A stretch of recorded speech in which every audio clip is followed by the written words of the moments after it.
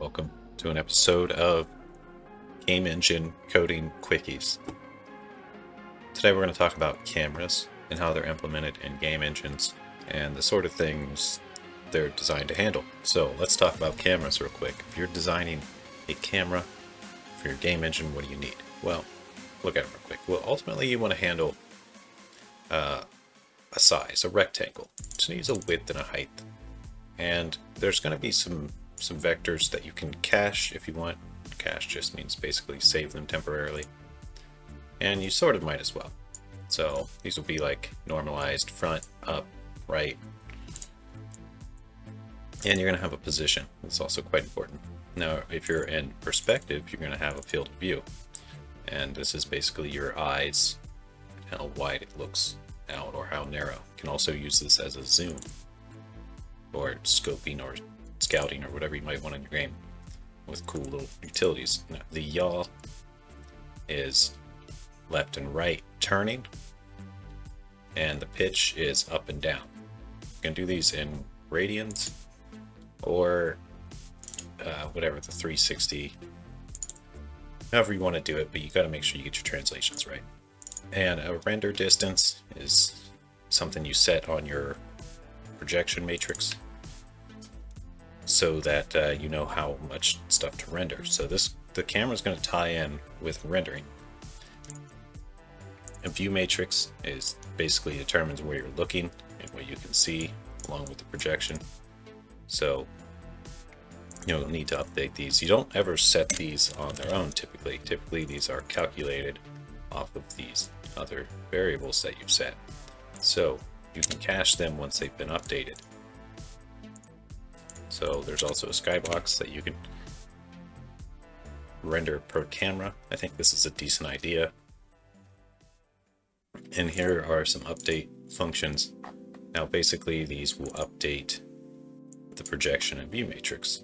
So it's up to you how you want to do these. But typically what I do is I have has the view changed, has the projection changed. So anytime, now this is actually a poorly designed class, I need to update some things. But basically whenever the view or projection changes, we want to update anything that's cached is the idea here. That's mainly done actually through this shader tick because it updates it onto our shader if they've changed.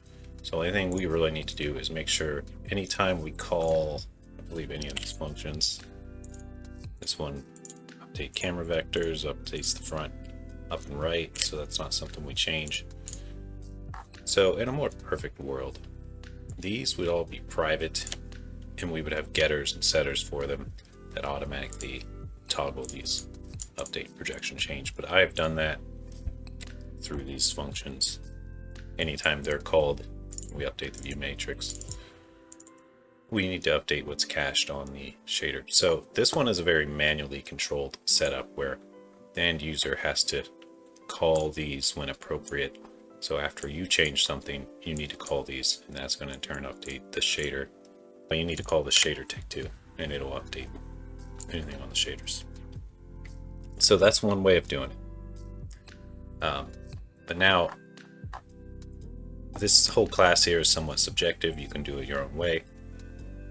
But ultimately, you need to get these right for the rendering you want to do. So how do you determine which camera you're viewing from? How do you switch cameras? And that's something I toiled over for a while. And I like the way Unity does it, so we're going to look at that.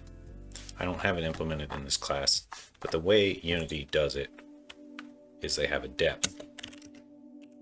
And we're just going to call this mDepth for now. Now, I'm not planning on implementing this structure right now because I'd have to do a whole bunch more. But basically what Unity does is it takes the one with the highest depth and renders it on top, kind of like render layers.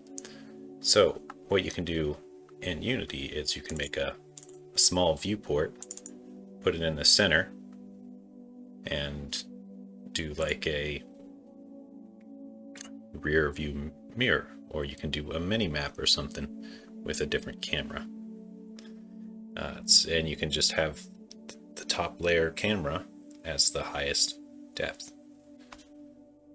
So that's how you do it in And that way you could also, if you're doing your own custom thing, maybe you say, hey, we only support 1 or 2 cameras, maybe we only support 1, and you just got to switch to the one you're using through some mechanism or some system. That's another way.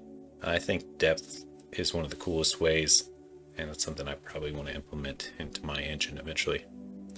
So that's cameras in a nutshell. Let me know what you want to hear about next in the next game engine quickie video. Peace out, guys.